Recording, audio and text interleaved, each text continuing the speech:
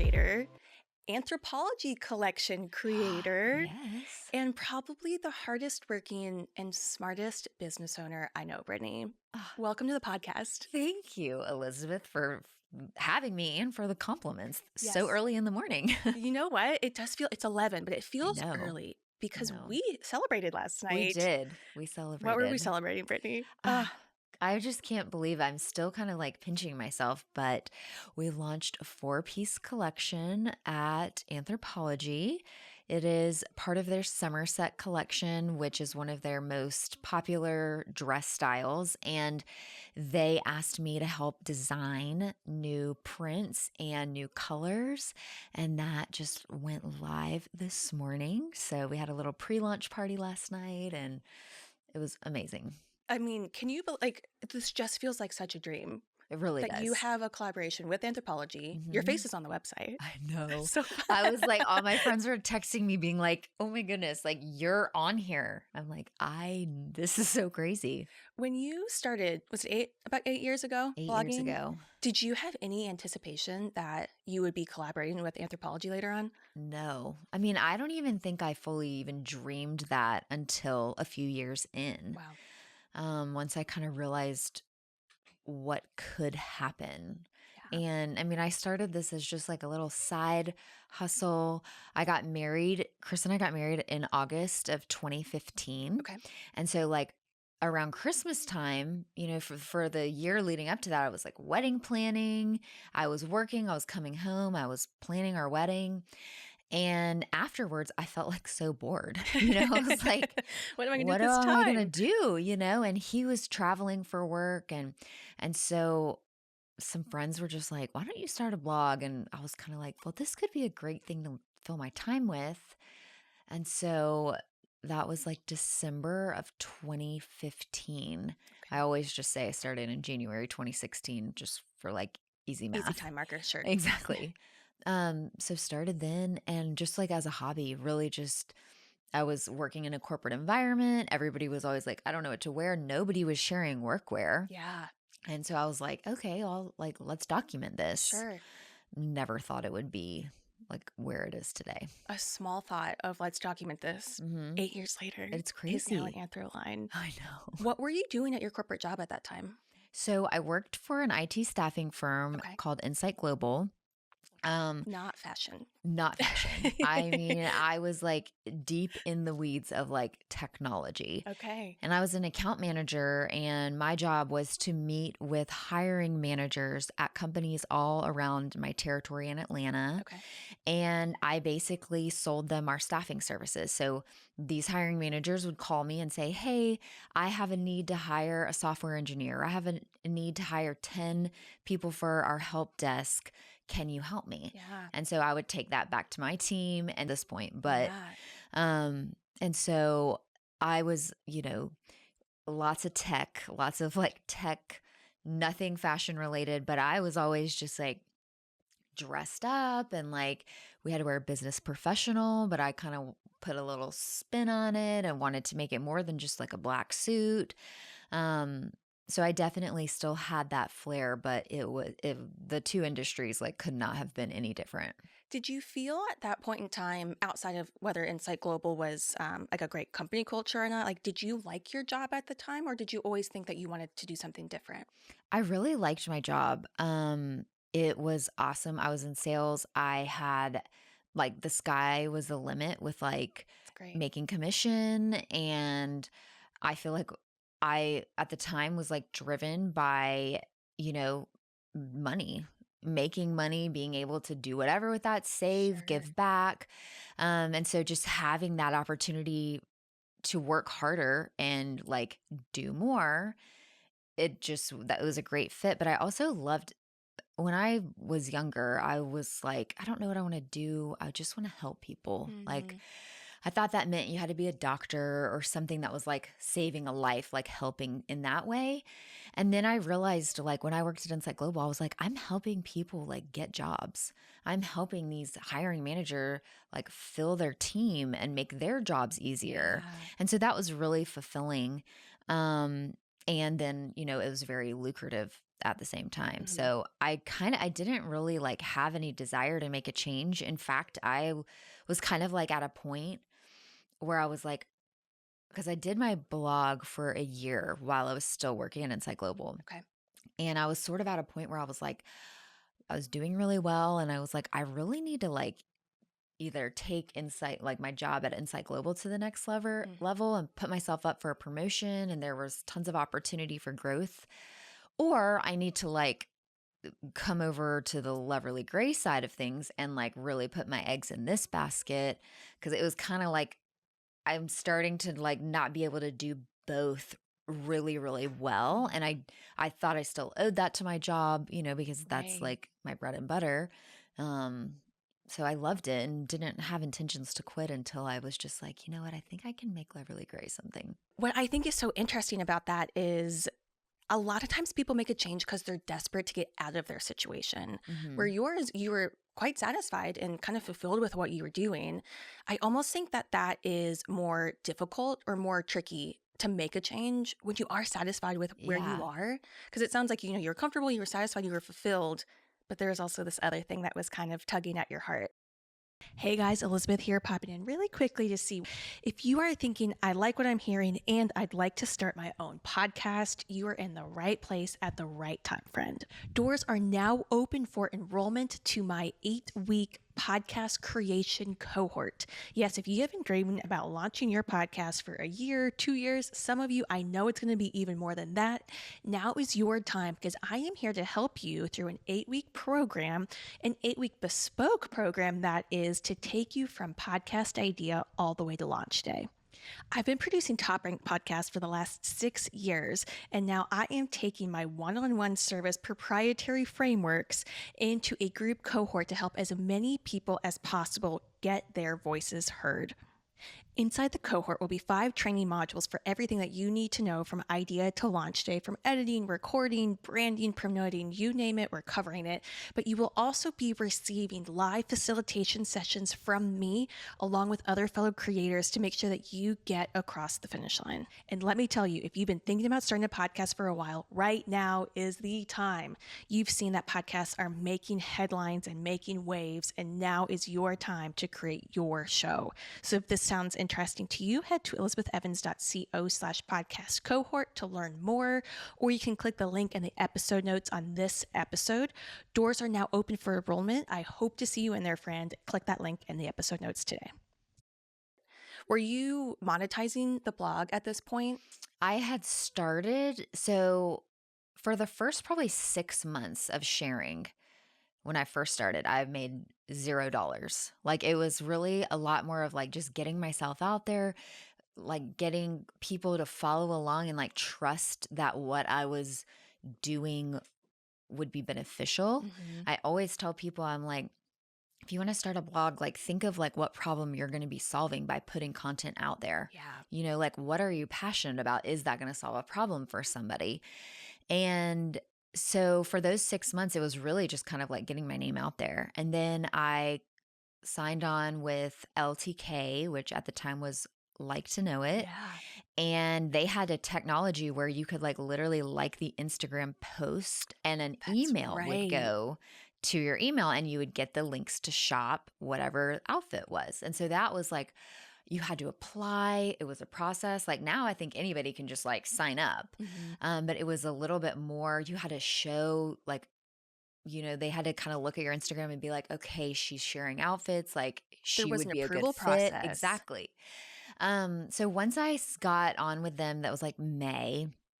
And then my Instagram was like growing. I think I hit 10,000 followers on my account in like by August. And I remember I got my first paid collaboration with a brand. It was a boutique in Atlanta and they paid me $300 to do an Instagram post. She's made it. And I was like, oh, this is so exciting. And, Yeah. I was getting some commissions from LTK and there's some like ins and outs and you don't, it's not like somebody buys it and you get the commission like that day. It Right. has to go through like several days or weeks of waiting and then you get paid out. And so when I started planning this seed to Chris in October was when I was sort of like, you really feel like I need to do one or the other. Yeah. And how long had you guys been married for at that time?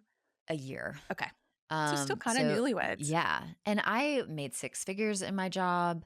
And so we were comfortable. Like it Yeah. was, we were in a great place. And when I went to him, I had probably made like $10,000 for like from commissions from other partnerships that kind of came up. And so he's kind of like obviously tracking that I'm doing this, but not really realizing the commission, like what is coming in. And $10,000 compared to like six figures doesn't There's equal. a delta there. Yeah. Yes. $10,000 is great, but it's Right. not anything you It's can not the live off of. same. Yeah. Exactly. So he was very like, no, like that's not going to work. This is crazy. And I was like, I really have a feeling like I Mm. just feel, and I knew I kind of had to start planting the seed like earlier. And so Yes. then like I kept bringing it up. I kept bringing it up. November, he's warming up to the idea a little bit more. He's seeing how hard I'm working, how much I'm putting into Yeah. it. And so he's kind of like, okay, finally is like, I was like, Chris, I'm leaving the staffing industry. If I give this 6 months and it does not work, I am extremely marketable. Like I can come back to this job. Probably they would hire me back. Like I am a top salesperson. I feel like I could get another job. And Yeah. so he was sort of like, okay, he really wanted me to get a part-time job. So I got a part-time job as a social media manager for a real estate company in Atlanta. Okay. I did their social media on the side. And that was like enough for him to be like, okay, like I can handle Yeah. So this. you've got like 20 hours doing the social media and then 20 hours towards something that you're building up. Yeah. Feels like a fair compromise. Yeah. And I was really working like 50 hours on Loverly Gray and like 20 hours. Okay. Like it was definitely Yeah. crazy. But then within that first year, I was able to like quit the social media job, and I had already like made more than my like salary that I was making at Insight Global. Wow. And so it was like, oh my goodness. And so he was really like, okay, like good call listening to your intuition. But it definitely took like a lot of convincing and a lot of just faith and trust. Have you had a moment since then or before then that you just had this big gut feeling about something like this? I definitely had that gut feeling when I was like making the decision between staying at Insight Global or leaving.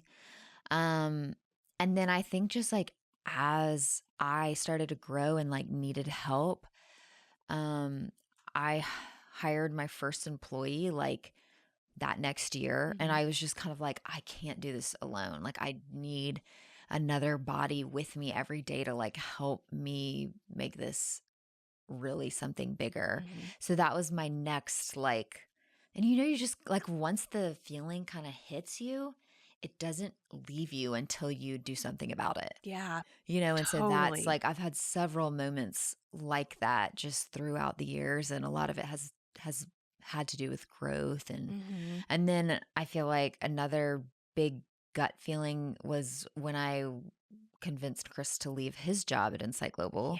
We Yeah. worked there together. Is that how you guys met? hmm Okay. That's how we met, and he stayed working there for, I guess, maybe 4 years after I left, 3 years after, and I convinced him to leave his job and come work with me full time. And that was like another thing. I was just like, oh, you're already like doing the job. Like, so I was kind of like, think of how much time you're going to get to play golf. Like, This is the benefit, yeah, Chris. Find out what they care about. You're a salesperson. You know how this process literally. works. And so I'm like, you're already doing the books like at night at home. Like, you're doing your job and like, you're helping me do all the things I really need you to do. Like, why don't you just do all that stuff in the day Yes. and get your nights back? Or Was he doing photos for you too? I had a photographer at the time, and I That's also good. had an assistant who kind of took all of that off his plate. Okay. You But know he Olivia definitely was. Adriance now, but I Yeah. think for the first 2 years, her husband Kyle did all of the filming Yeah. and videos. I think it was just literally until maybe 6 months ago that he stopped. When she told me that in her interview, I was like, girl, I feel you. Like, I remember those days of just like, okay, like chop, chop. Scrappy, you make it work. Yeah. Yes, but to also save the marriage, Right. having somebody else take the Oh my photography is goodness. probably a smart move. He was very willing to let me hire out that role. Good. So you had another gut feeling for him to leave Mhm. his job. Are you mostly a gut feeling person, or do you make decisions off of strategy? I would say for mostly off strategy, Mm, if I had to pick choose one or the other. between. Yeah. But I think there's been times that like the gut feeling has been so big that I'm like, it doesn't make sense, but Hmm. we're gonna like make it make sense. Yeah. Um, which is great Yeah. It's a because good mix. yeah, Because Chris is mostly strategy, would you say? yeah, Numbers, finance, definitely. operations. So going back to when you were in college, what did you major in? I was a communications major. Okay. So yeah, Okay. PR communications, interpersonal like communications. Okay. And then was Insight Global your first job out of school? No, I actually had a few jobs before I landed on Insight Global. I went to school at Valdosta State and I graduated in December of 2011. Okay. I moved home. It was like Christmas time. It was kind of like I didn't have anywhere to like immediately go. So I moved home. And then for like December and January and like half of February, I worked at a boutique that was here in Athens. It's no longer here, but I was a store manager there. Okay. And so I was around clothes all the time. I loved it. I had worked in boutiques in college. So I was like, great, easy fit. Like, I'll get this Yeah. and then like figure out what I'm going to do from here. Left that job and got a job at a law firm also here in Athens and was just kind of like a runner. I answered the phones. I did like intake calls for Mhm. people who were calling in needing to be represented or whatnot. And then my friend, she had kind of moved home right after college, same thing. She was like, I'm applying for this job as a leasing consultant at Post Properties in Atlanta. Like, you should apply too, and we should move to Atlanta together. It's a great friend. And I was like, okay, like, and Post Properties, they were a company who was like would hire right out of college. You really don't have to have any experience, and they like trained you. And so we literally moved into a Post Property apartment complex, and then got jobs like at its like sister properties around Atlanta. Wow.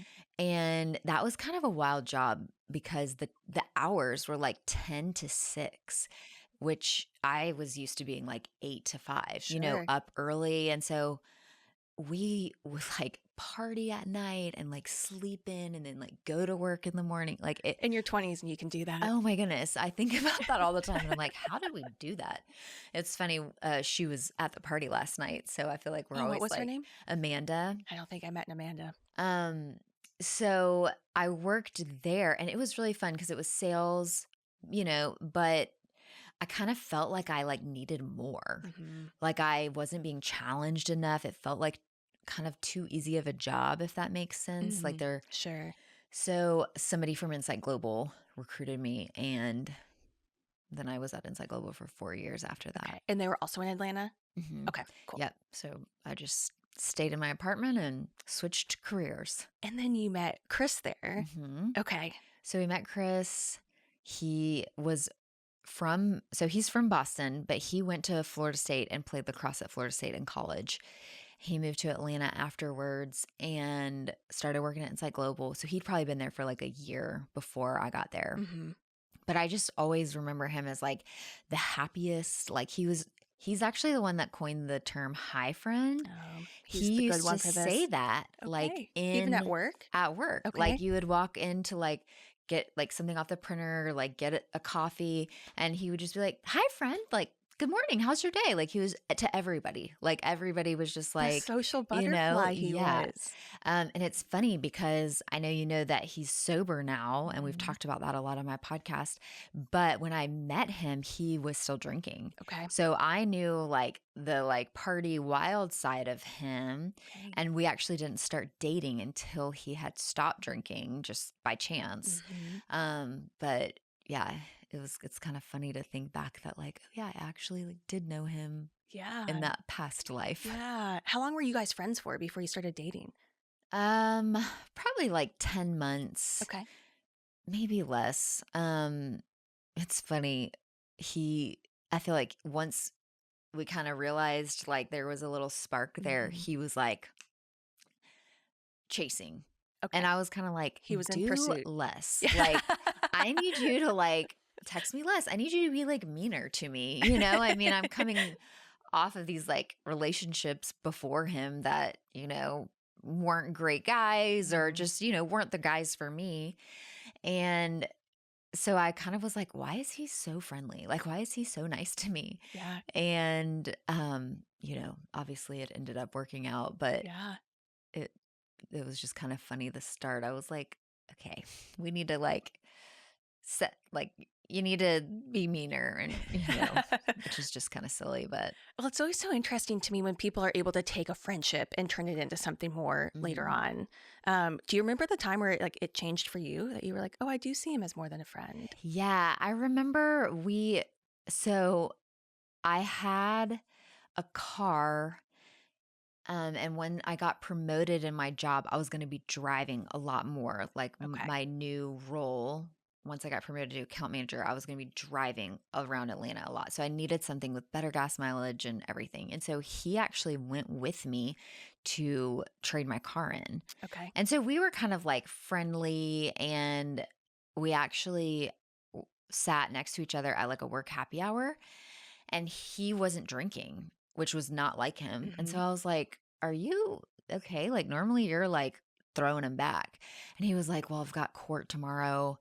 I got a DUI, a few months Hmm. ago, and I've got court, and I just feel like I can't like go in there hungover if I'm going to try to like get this jury to like believe that like I should get out of my DUI or whatever the like sentence Right. changed could have been." And I was just like, oh, okay. And so then we just like started talking for like the next 2 hours. Like Hmm. we just kept talking. And then it was like time to go, and I left and he left, and he was like, well, text me when you get home. Like, I want to make sure you get home okay. And we just like never stopped texting from that point. Mm. So then when I was like, I really need to do it. He was like, well, I'll go with you to like trade your car in or whatever. Cause it was like at a dealership a little south of Atlanta. And um, so he rode with me, and then we went to dinner after. And that's kind of when I was like, okay, but then I wasn't sure. There was like a little bit of time where I was kind of like, I like him, but like, do I want to be locked down? Like, is he too nice? Like that's kind of where I think all of those feelings, because I was starting to feel something. So it was me being like, I don't know Ah, if this is right. yeah. Um, and then probably like a month later, we were official and Official with him. been together ever Oh since. my gosh, that's so sweet. Because I do think that, you have done in podcast episodes with him. And I think he said on one of them that you were with him the night he stopped drink or the last time he had a Yes. drink. Yeah. And it's so interesting that you've been able to see both sides I know. of his journey. What does that look like now to support somebody that is sober and doesn't drink? Yeah. Does that come into y'all's relationship at all anymore? Or is it just kind of normal? It's totally normal. I think, I do think there would be a difference if we would have started dating, or if like he would have stopped drinking like in our marriage or something. Yeah. Just because it was like a major lifestyle change Hmm. for him. But he was such like a happy drunk. Like he was life of the party. He just had like a volume problem. Like to your like one glass, he would have three glasses Mm, like this. So he just like in his mind there was no like let's have a glass of wine with dinner. It's like if we're drinking, we're blacking out. yeah. Like but he has alcoholism runs in his family. Yeah. Both his dad and his brother are now sober and have been for Great. years. So Wow. it's really kind of amazing that he was more on like the happy side of drinking and not on the like bad side of being a drunk. Yeah. Um, but he has he always says, like, "I made this decision for me. Great. I don't want to hinder anybody else's decision to drink. I don't want anybody to be uncomfortable around me. Mhm. I'm happy to go out to dinner with people. I'm happy for anybody to drink. Like, I'm just choosing not to." Yeah. And so I've always like really appreciated that about him. Mhm. I feel like I do try to be respectful, you know. I mean, I'm not like a lush drinking every night Mhm. and things like that. He doesn't mind if I have wine at home, and you know, I just try to be respectful. And but I feel like I'm not like a crazy drinker, Yeah. you know. I mean, I could go with Or without, without. like, it's totally Sure. either way. I mean, there's even been times where I'm like, I could really like stop drinking too. Like, Mhm. it's, I think you just go through different phases in life. I mean, especially with kids, and they need you in ways that if you're feeling hungover the next morning, like, you can't be the best version of yourself to your children. And that's something you have to think about. Yeah. I remember there was like a period of time when I was growing up that both of my parents stopped drinking for like several years. And it was Oh, just how in those like interesting. elementary, middle school years where we were just busy Mhm. and they needed to be on, and they just kind of made the decision to stop. And then later, once we got older, later in high school and college, they started drinking again. And, you know, it was it totally didn't, it was a non-event, but I just always look back and I'm kind of like, I could see myself doing that too. Sure. So, You know, a lot of the conversation last night with the people there at the party was like what our relationship with alcohol looks like now. And most of the women were like, I just don't really drink that much yeah, anymore. And so I don't know if it's being in your 30s just kind of I changes how you know. feel the next day or not. But, you know, Nichelle was like, I just rarely drink. She's like, I had Yeah, one glass tonight, and this is kind of the aberration. This is almost like the exception at this point. And a couple of the other women, and I just thought, you know, Chris went through this, what was it, 9 years ago when he stopped drinking? 11. 11. Wow. Hmm. I feel like now it's much more common for people Totally. to not drink or use the word sober curious, but for somebody to do that 11 years ago before it was kind of common Yeah. terminology, like a common topic, I just think there's so much bravery and strength to go through that. So you were saying even when you were also working at Insight Global that you love to look nice and have like kind of the fashion sense show through.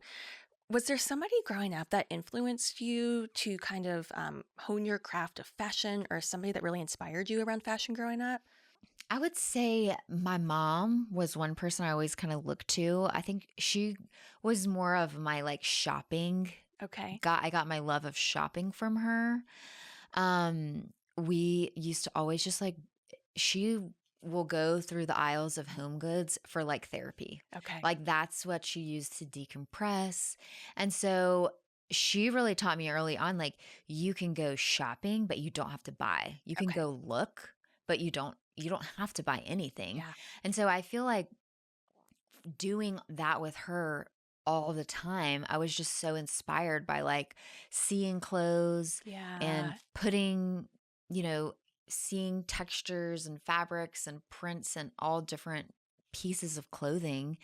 It just kind of inspired me to, you don't always have to just like buy things. Like, maybe you take inspiration of what you see in magazines or what you see in the storefront and like take it within your closet. And what do you already have that could Yeah. work together?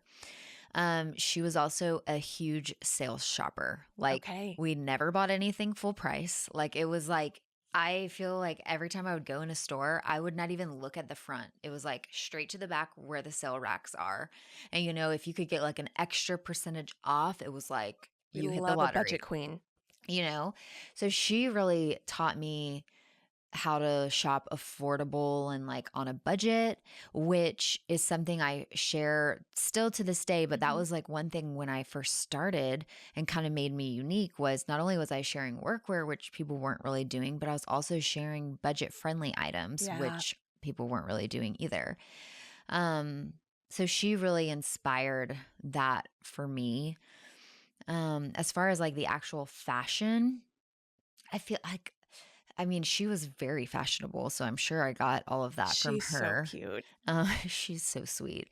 It's funny. People are always like, "Well, can you have your mom on more? Like, where does she shop?" And I'm like, "She shops at TJ Maxx." Yes. Like, Go to TJ Maxx. My friends always see her there. Like she is a Maxxinista. Like We love it to see it. I wish that TJ Maxx made it easier to kind of like, I don't know, have more in stock, which I I guess is the know. point of TJ Maxx is that there isn't mass I quantity of know. it, but it would be nice if your mom could be like, here's the code for Right? TJ Maxx. This is what Exactly. I'm wearing today. I know. She also loves Amazon. She finds Okay. like the best workout stuff on Amazon. I think I just got something that you guys posted together that you guys both looked great in, and Yes. I was like, I got it. Yeah. So I love having her on to share her finds. Hmm. She's got quite the social calendar and travel calendar now that my dad Okay. is Mrs. retired. Wallace. So it's hard to get her on Instagram with me because Okay. she's busy. Okay. Does she play tennis? Did I hear that? She Or plays pickleball? She's a pickleball. pickleballer. Oh, she is a pickleball queen. She plays, I mean, I'm talking like 2 to 3 hours every day. Like if it's nice Oh, out, she is on the pickleball court. so maybe you also get your work ethic from her. She seems very Yes. disciplined. Oh, yes. Okay. Both. She was a teacher when I was growing up. And I would say also like my dad was such a hard worker too. Mm, Learned and just saw so much of like my work ethic, I think comes from him and yeah. just like his just dedication to his craft. Hmm. Um, I feel like I learned that definitely from him. Wow. So when you first started posting on socials, and I guess the blog, did you have the blog before Instagram? So I had Instagram first, and then Okay. about 3 months in, I was like, okay, let me do like a blog too. Okay. Cause that was a little bit more of like storytelling and like, let me explain why I'm wearing stripes and florals together. Okay. Or, like, let's talk about this. Why do I like neutral colored shoes instead of black shoes? It's taking your attention directly to your feet instead of Hmm. keeping the attention on your outfit. So Yep. if you do a lighter shoe, that can help make your outfit the center of Hmm. somebody's eye when they look at you. So I had that platform as like a place to like explain and like Just discuss. so helpful. Yeah. So I started that about 3 months after. And then, I mean, we still post to the blog. Yeah. Not as often. I used to post like several times a week. Now it's probably like a few times a month. Okay. But she's rocking and rolling. And you started with fashion posts even back then? Because I Yep. feel like sometimes people will just post a little bit of random things and then they find their niche. But it was Yeah. always fashion It for was you? like directly fashion. Okay. I started like a brand new Instagram account. So I Okay. have my like personal, you know, very first Instagram account, like Brittany account. And then I started Loverly Gray because I was like, I don't want the people like, I want people who are interested in fashion to like follow me there. Yep. Like, I didn't want to take over that account and people be like, I feel obligated to like still follow you because we're Hmm. friends, but like, I don't care. Yeah. Um, but my like primary thing was fashion. So I Hmm. was like, this is where I'm going to share my outfits. Hmm. And then was it ever awkward? Like, were you nervous Yeah, starting? Did it feel cringy? definitely. Okay. Cause it was sort of like, I was trying to help people, but I could totally, help people like get outfit ideas. But I definitely like, there was a time where I was like, I don't want to like come off as like, I'm just like showing off my clothes. Yes. And so I really was intentional for like the captions, like, here's what I'm wearing to work today. Like, I have these meetings. This pencil skirt is great. It's on sale. Like, go to Loft on your lunch break and grab it. So it was kind of like I was trying to educate Hmm. without it being like, I never wanted it to be like, oh, I have all these Look at me. clothes. Yeah. Cause that wasn't what I was showing. I was showing like, hey, if you work in a corporate environment, like this outfit works for work. Yeah. Yeah. Um, so once I kind of got over that and just like past the awkwardness of like taking pictures out, this was really before, like it wasn't super common. Right. And so people would just like be like, what are you doing? Like where, what I mean? And I would always try to take pictures in places where people might wear the clothes. That's so smart. Like back then, nobody took pictures like in their house, Hmm. or if people weren't doing like try ons at home. It was like you went to the store and like did a try on, like in the store. Because you started even before Instagram stories, before the Yes. swipe up feature. Yes. So Oh my goodness. Okay, so I used to go to Loft. Loft was like one of my I I'm a loved Loft Loft in girl. my corporate days too. Yeah. Yes.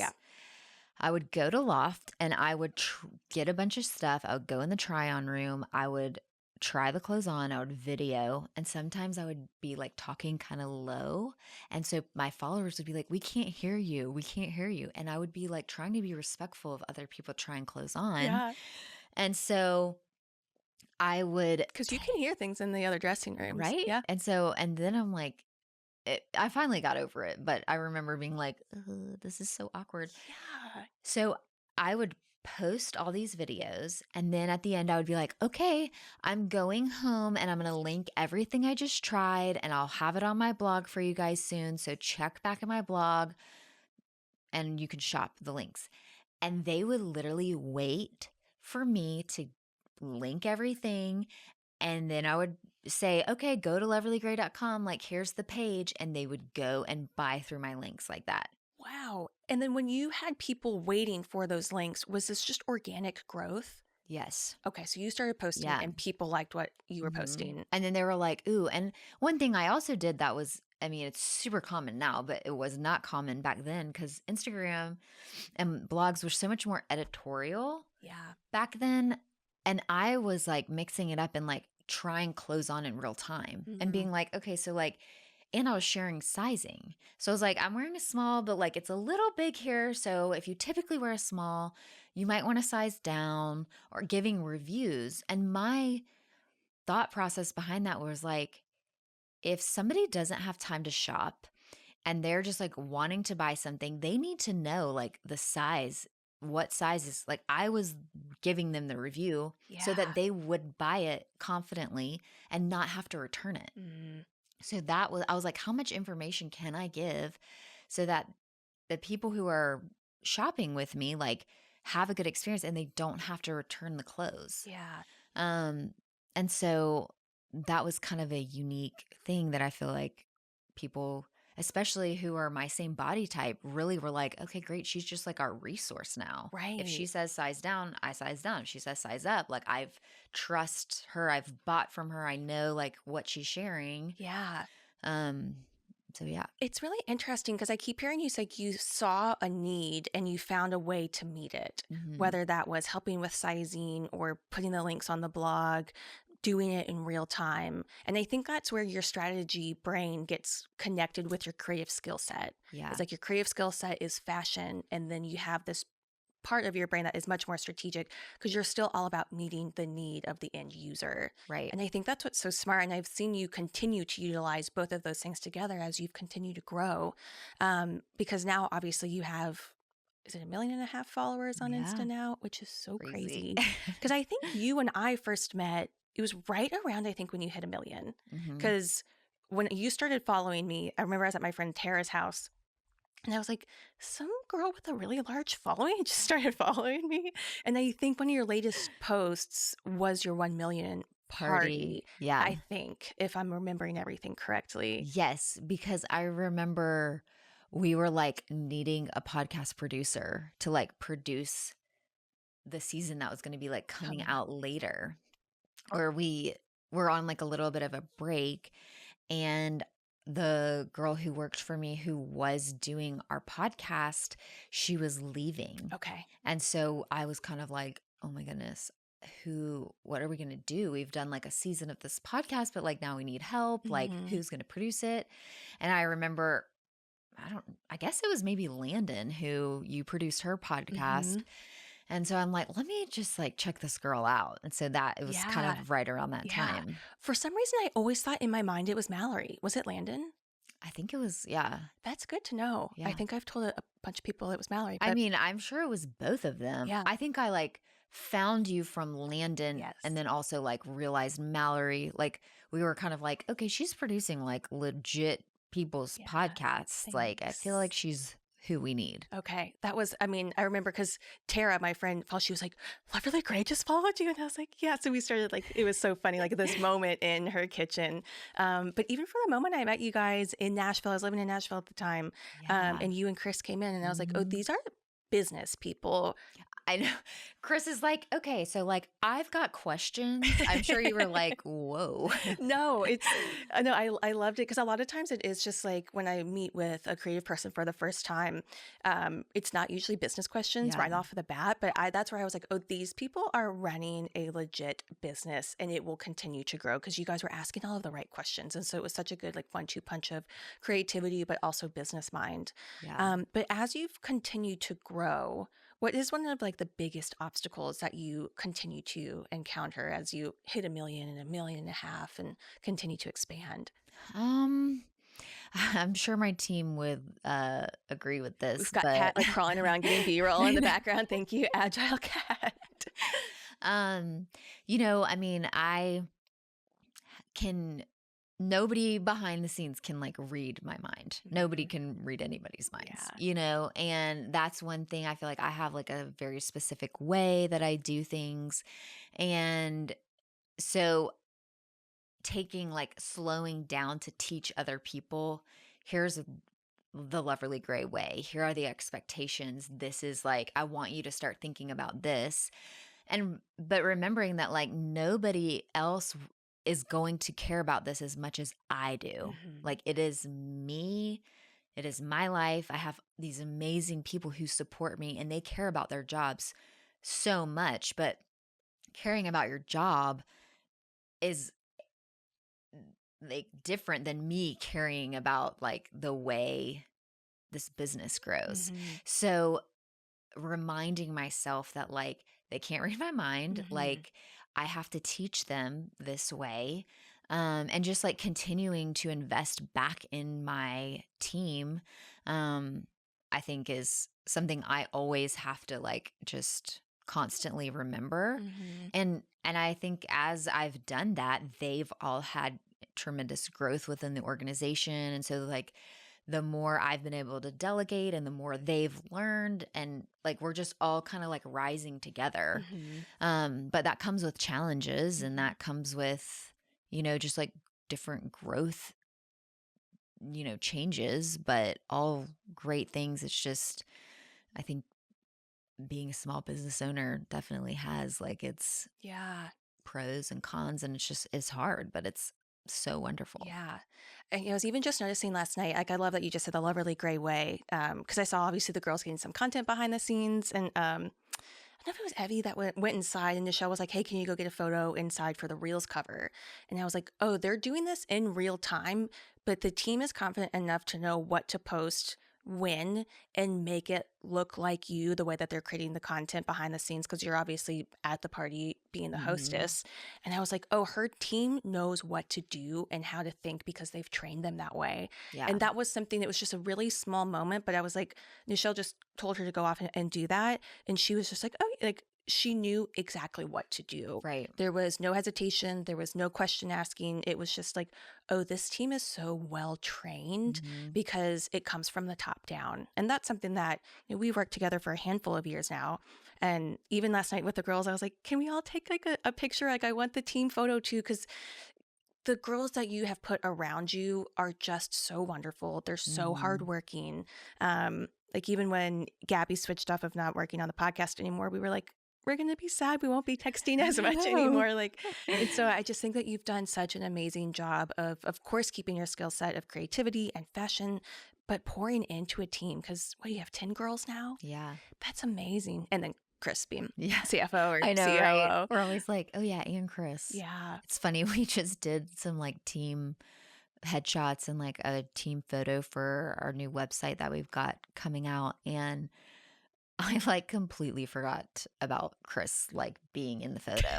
And so that morning I was just like, Oh, oh by the my way, gosh, like also we have photos today. Like just wear this, And he was like, oh, I oh, saw that email, but I didn't really realize that. I'm like, yeah, like you need to be in these too. And it's just kind of funny because we're always like, oh, yeah, yeah, and and Chris. Chris, and Chris. Speaking about the men in your life, and I've kind of thought about this for you. So you have one brother. So Mhm. there's just two of you. Whoops.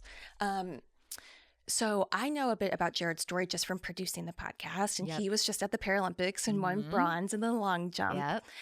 But I've always wondered. So for people that are listening that don't know Jared's story, he had an amputation. How many years ago?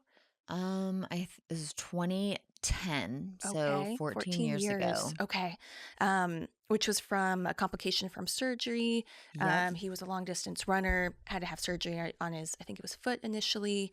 And then that ultimately resulted in years of surgeries, trying to fix the problem, and then an amputation. But I've always wondered, just kind of your perspective and your, as a sister, experience going through that and supporting him through that. Yeah. You were senior year of college when that I was a happened? freshman when the like initial surgery happened. He had um compartment syndrome Okay. in his calves, and it's hereditary. My mom also had the same compartment syndrome. She had the same surgery on both of her legs. She was a runner in college. So when he started like having some of these symptoms, he was a distance runner, like about to go off to Georgia to be like on scholarship. It was outpatient surgery, no big deal. I was at college and he just started having like, so he had the surgery, went home and was like having complications, a lot of pain. It wasn't subsiding, like something just wasn't right. Mm. And I just remember somebody like coming to my dorm. So my dad was the tennis coach at Georgia. The tennis coach at Valdosta State came to my dorm and was like, there's been an accident. Like, you need to go. You need to pack up your stuff, and like somebody is coming to get you. Mm. And I was like, what is happening? Like, is he alive? Like, it was just like such a weird thing. And some of my parents, like best friends, drove to Valdosta and helped me pack up. And like one of them drove my car home, and then I rode home with the other. I skipped all my finals. Like, the dean of students, like, let me have like a medical, I don't Leave know, of leave. some sort. Um, and I got home and it was just like so crazy to see him in the hospital. And he still had his leg intact at the time, but he had to have multiple surgeries over the course of the next like 12 days. He had like 8 surgeries just to like Wow. clean, like he had lost so much muscle and tissue, and just his leg was deformed. Uh, Um, Scar tissue. I mean, it ended up like over the next 2 years, he had like deformity kind of happening by the way the scar tissue was healing, several different surgeries to correct the problem. He was in like a really negative place. Obviously, very dark time for him, just like wanting to go to college, losing his scholarship, being drugged, to like make cut the pain. It was very interesting to watch, and but I also felt like I was removed because I was away at school. yeah. And it felt like this just really weird time. And then all of a sudden it was like a light kind of like turned on. And he really kind of turned his life around. At that time is like when he surrendered his life to Christ Mhm. and was, I think we grew up in a Christian home. I believe he was a Christian before, but he really like rededicated his life and was kind of like, Mhm. I'm stopping the partying. I'm stopping all this stuff that like is Wow. numbing me to like get through this pain. Mhm. And I'm going to see like what am I going to use my story for? Like, what does God have in store for me? And so that's when he started like doing research on, I think I could like be in the Paralympics. I mean, we grew up doing water sports, wakeboarding. He was like, I could be like a wakeboarder with a prosthetic leg. Like, I can still do that. I could get back to running like the Paralympics. I mean, he was like, I can do this. So he went into like, came to my parents and was like, I want to have my leg amputated. And like, here's all the stuff I want to do. Like, once I have like a Wow. better quality of life. And my parents were like, you can't get your leg back. Yeah. Like, are you sure? And he was like, could not have been more like positive. Wow. Um, and I just remember driving home. My mom had like prepared me and was like, Jared's gonna tell you that he's like wants to get his leg amputated. And I remember just like crying in the car and just being like so mad at like these doctors who like messed this up for him, and just like angry and like, why does he have to go through this? But then like in the same car ride, I was like so excited for like what the future could be, and he seemed Yeah. like super excited about it. So then it was just kind of like, we're going with this, like we are getting your leg amputated. And so really just to like watch him step into faith and step into like sharing his story and his why was just really great to see. And, I mean, ultimately, he just was such a great example and still is. Yeah, So, because I feel like it could have been so easy for him to go the opposite oh, way yeah. into anger, into resentment and bitterness. Hmm. But for him to really rededicate to his faith at that point in Yeah. time is it's just amazing. Like what a miracle that Yeah. that is.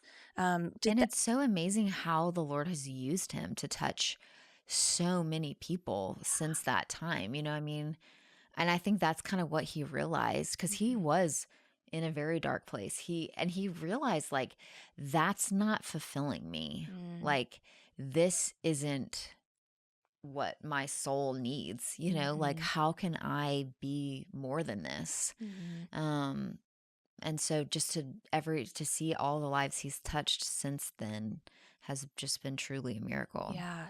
Walking through that process with him and with your family, did that have an impact on your faith one way or the other? I definitely I feel like I'm a very like, God has a plan, like he's doing this for a reason, even in the hard times, like Mhm. even when it is really difficult, like the why. Um I've kind of always been like that, but even seeing my parents just have faith through like this whole process, and in the beginning, and just like they kind of really kept us all together. And I just was like, I've always just kind of been like this. Might not know the reason, but like there's gonna be like a story later. Mhm. It's kind of always been my outlook on it. Yeah. And then you said you were brought up in a Christian household? Hmm. Okay. Um, did you guys go to church together growing up? What did that look like? We did. We pretty much every Sunday, we did Awana on Wednesday for Awana. Southern I Baptist. totally forgot about Awanas. I Oh, know. yeah. I grew up going to a Christian school. It was very mingled in our daily lives. We did, you know, family Bible studies together. Yeah. My mom, she grew up Catholic, and then left the Catholic faith in college and became a Christian, and just really, Wow. um, just kind of really wanted that for us from like the start. Yeah. And so we've always just had a very strong Christian household, which Mm. I've absolutely loved, and hope that my kids, will look back and feel the same way about us. Yeah.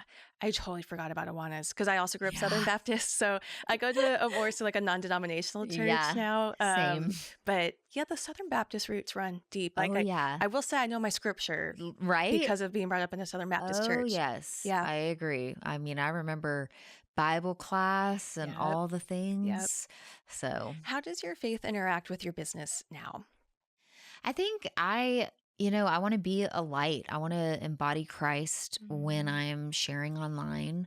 That's not to say that I don't have my times where I'm like, what the mm, heck is, happening? Or, I'm sure my team has seen me behind the scenes, like not live that out. But I really try to just remember that if I'm the only like Christian that somebody sees, or if I'm the only person that is like, there's something different. Like, what is that? And I'm not afraid to totally. like talk about my faith. I'm not Hmm. afraid to share a really great sermon, and the amount of people that it could reach, the amount of times like whenever I share like a sermon that it really spoke to me at church, getting messages back being like, you have no idea how much I needed to see this. Like, Mm, thank you so much for sharing. And I'm like, that is the one, like, if only one person sees it and is touched or changed, like that's amazing. yeah. And I know God is doing so many things in my story, in my business.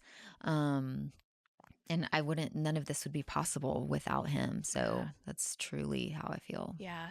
You do such a good job, I feel like, of integrating it because it's not pushy, but it's also not hidden. Yeah. And so I think that you do a good job of being able to kind of authentically show up. Obviously, Hmm. your main focus is clothes, but I like to say with a bunch of my content creator clients of we all kind of wade in the deep end of what can seem like a shallow industry, but Yeah. it's like we all need to get dressed every day. We all want to look really beautiful when we walk out of the house. And it's kind of like they're coming for what they want, but you're giving them what they need. Right. And so at that day, it might be a sermon, or Yeah. that day, it might be a word of encouragement. But I do think, as we continue to grow our platforms and, people continue to grow online, it's really interesting to see like what started with fashion can then impact somebody's life or faith down the Yeah. road. So Um, true. and I know you guys have some changes coming up with Life with Loverly. One of the Hmm. things I have found in almost all of my conversations, which has just been so interesting to me, is each person kind of has a passion, but then throughout the seasons, how that passion shows up in different outlets that just kind of changes. Yeah. And so for a really long time, and obviously you're going to continue to put out fashion content, but you teased on the podcast this week on your Life with Loverly podcast, you guys are going to kind of expand to a little bit more Hmm. education and mentorship. Yeah. And so tell me about your passion of, wanting to help other business owners and other influencers and content creators. Yeah. So it's been something I've just loved to do. I've had a few, even like when I was like only a year in, I remember sitting down with friends who were getting started and they were just kind of like, okay, so like how do I do this? And, it can be such a lonely industry. Yeah.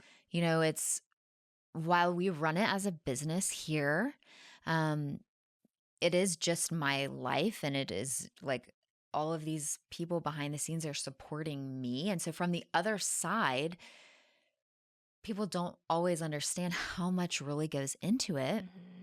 And so sometimes it's like hard to find people who will share with you, like, hey, like, how do you get an email like up and going? Or like, what strategy worked for you? Or I've tried this and I haven't seen success. Like, what do you think? Or how many times are you finding success with like posting in the LTK app daily?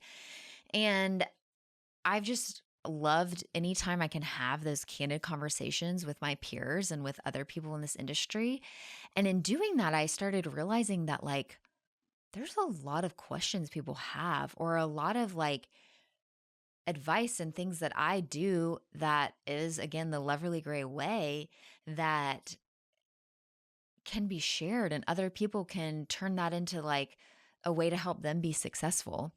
So we will be offering mentorship opportunities for like one-on-one mentoring where I will kind of review people's profiles and we'll ask like a specific set of questions that they're like wanting to see from like a mentorship opportunity with me.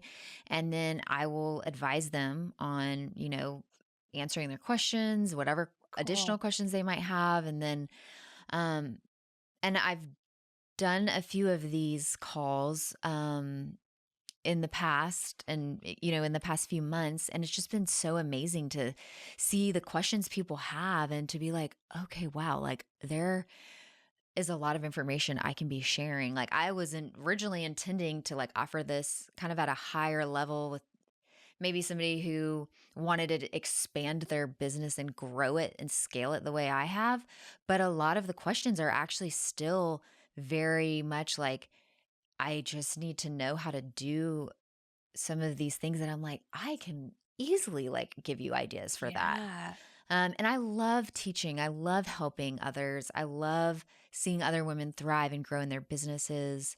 Um, I've had so many friends who I have just loved mentoring. And so now we're going to add that as like a section of our brand under the Life with Loverly umbrella. Cause I, anytime somebody is like, I took your advice and I did this and like, I hired somebody and now I'm like, my sales have tripled and it's been so amazing. And I'm so Wow. thankful. And I'm just like, I, I could have not said anything, Hmm. but I said something and this person was able to grow their business. And then they told me about it. And then I felt this like excitement for them. I felt this like my heart was like full from helping somebody else. Hmm. I mean, I could have easily just been like, I don't know. Or I don't have time Yeah. to respond to that. Like, This is But going to take a little bit more thought than just helping you with an outfit. Yeah. yeah. So I think there's just a lot of like great mentorship and opportunity that will come from this. And I've been very successful in this industry and in my job and career. And I think there is like plenty to go around.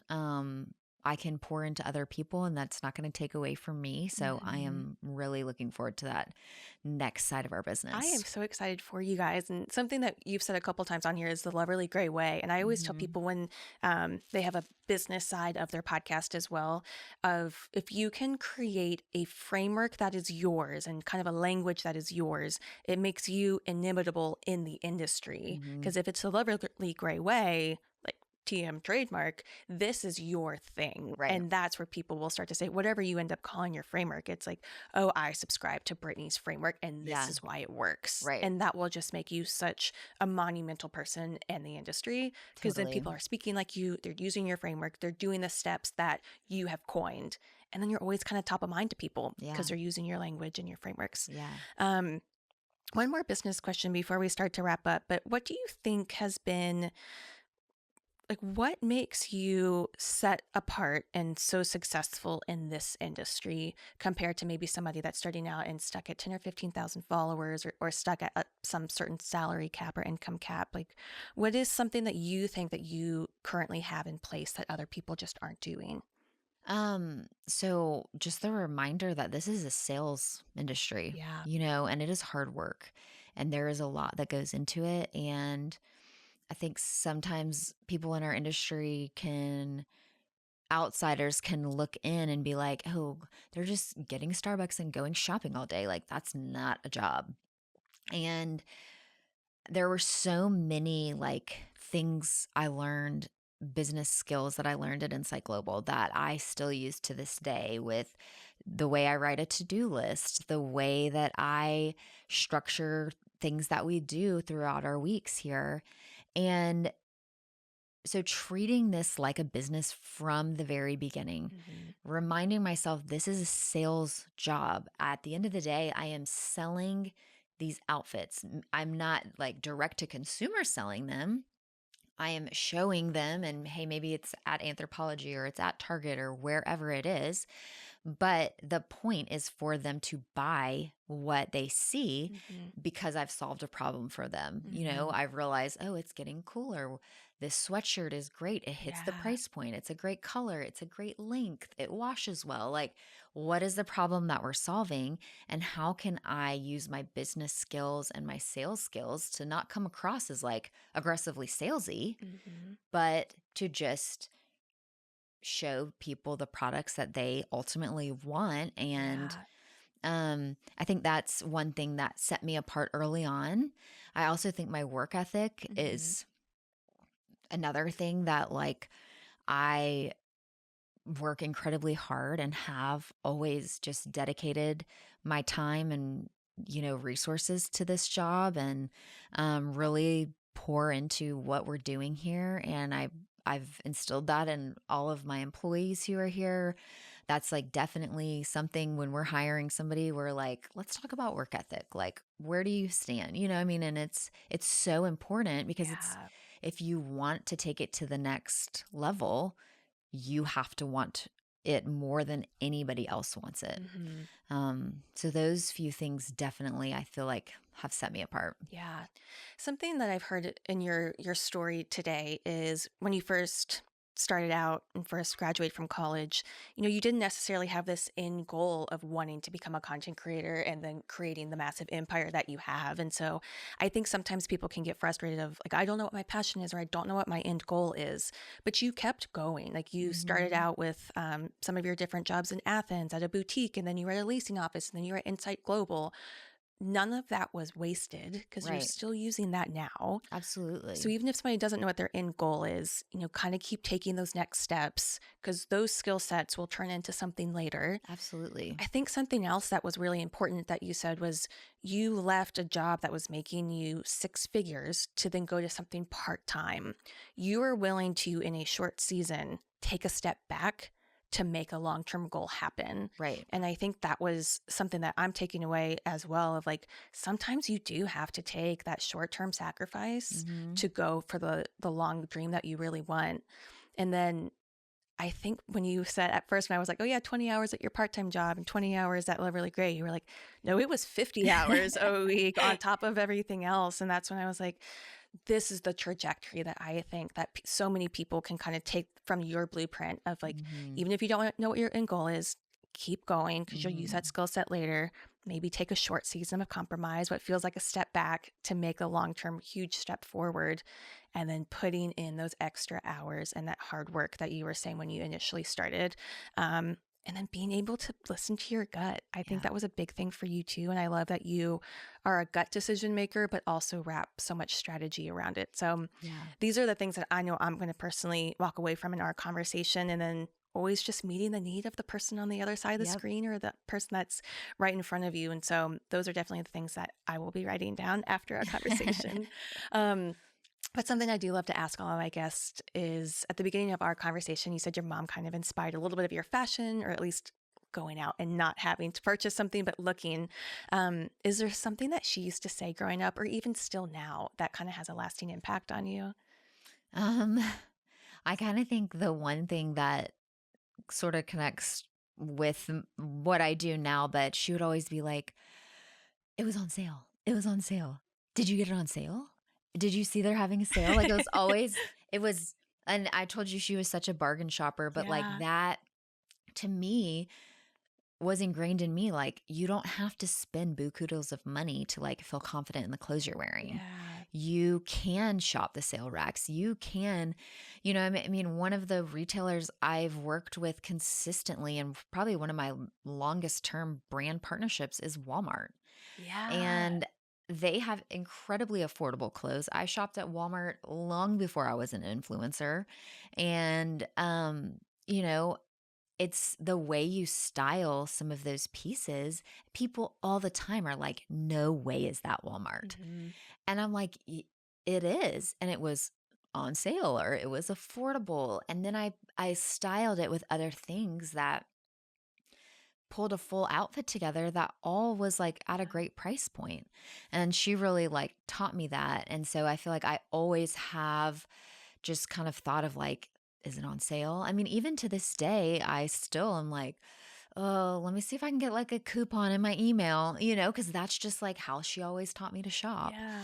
Um, and I think I've really been able to help people kind of realize that you can still feel your best and feel really confident in what you're wearing, and you can get those pieces on sale.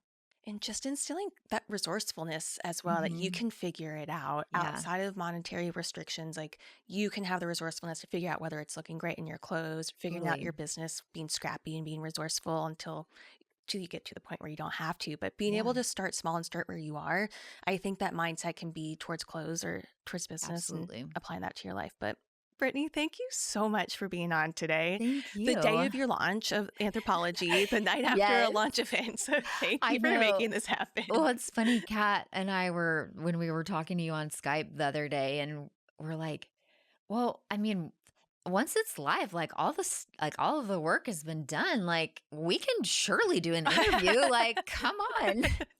That was And I really was so glad sweet. you were able to be there last night. Thank you for So the so invite. fun, and it's been a joy just to work with you and Yeah, to know you. thank you. And your friends were so sweet. Where can everybody find you and where can they follow you? At Loverly Gray on Instagram, and same with an LTK app. My website is loverlygray.com.